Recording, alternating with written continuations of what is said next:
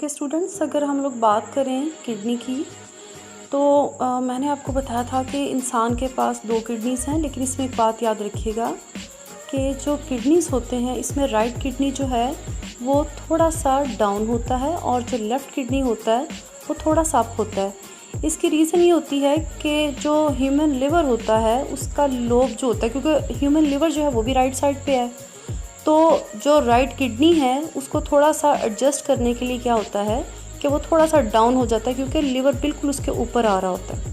Okay, next हम लोग देखते हैं, अगर मैं साइज़ की बात करूं तो किडनी की जो लेंथ होती है ये तकरीबन 10 से 12 सेंटीमीटर होती है, और अगर मैं इसकी चौड़ाई की बात करूं तो ये तकरीबन आप कह लें कि 5 से 7 सेंटीमीटर तक हो सकती है, बाज़ू का 4 सेंटीमीटर भी हो जाती है। और इसी तरह से अगर मैं किडनी की थिकनेस की बात करूं तो ये तकरीबन 2 से 4 सेंटीमीटर। ओके, अब हम लोग देख लेते हैं कि अल्लाह ताला ने किडनी को कहाँ पे रखा हुआ है। आपको पता है किडनी वैसे तो हमारे पेट की नीचे वाली साइड पे होते हैं, लेकिन ये जिस कैविटी के अंदर होते हैं उसका एक प्रॉपर नेम है, उसको हम लोग रेट्रोपेरिटोनियल कैविटी बोलते हैं। ओके, ये याद रखिएगा, ये एंटी टेस्ट का क्वेश्चन है। इसी तरह से हमारा जो किडनी है उसके ऊपर 4 प्रोटेक्टिव लेयर्स होती हैं। अगर आप लोग देखें टॉप पे मैंने लिखा हुआ है कि किडनी हैज़ 4 प्रोटेक्टिव लेयर्स।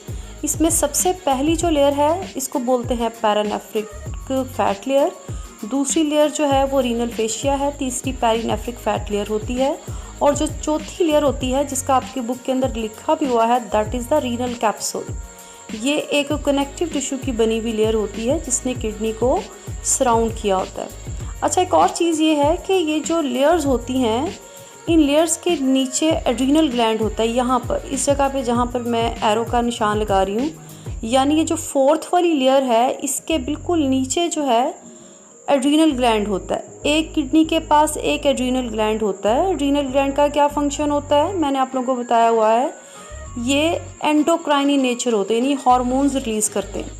फिलहाल आप लोगों ने जस्ट ये याद रखना है कि किडनी के ऊपर 4 प्रोटेक्टिव लेयर्स होती हैं। अगर आप लोगों ने इसको लर्न करना है, याद करना है इस आर्टिकल को, तो आप लोगों ने इस डायग्राम की नंबरिंग को फॉलो करना है, तो आपको ये कभी भी नहीं भूलेगा। अच्छा, 4th पॉइंट तक हम लोग जा चुके हैं, मैंने आपको बता दिया कि 4 लेयर्स होती हैं। 5th पॉइंट पे देखिएगा, दैट इज़ द कॉर्टेक्स, यानी जो लास्ट वाली किडनी की लेयर होती है रीनल कैप्सूल, उसके बिल्कुल नीचे ये जो थोड़ा सा लाइट पिंक एरिया आपको नज़र आ रहा है, this is called the cortex. Cortex के बाद आप लोगों को ये वेज शेप में कुछ स्ट्रक्चर्स नज़र आ रहे हैं।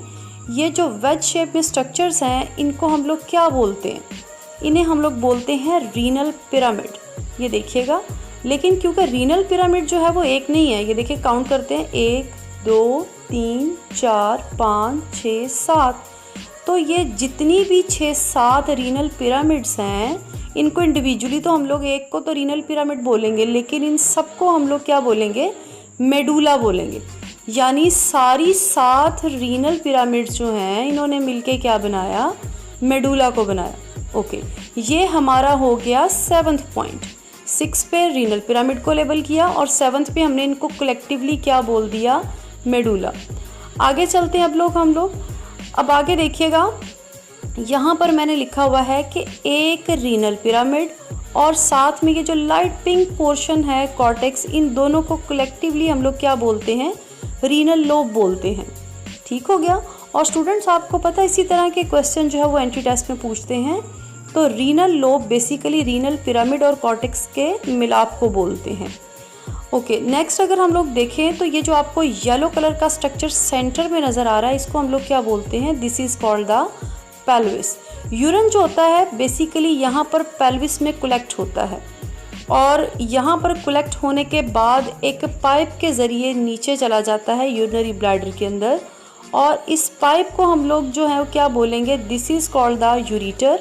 जबकि यूरिटर जो है बेसिकली ये कहाँ से जो है वो आ रहा है, या इसके अंदर कौन दाखिल हो रहा है, पेल्विस।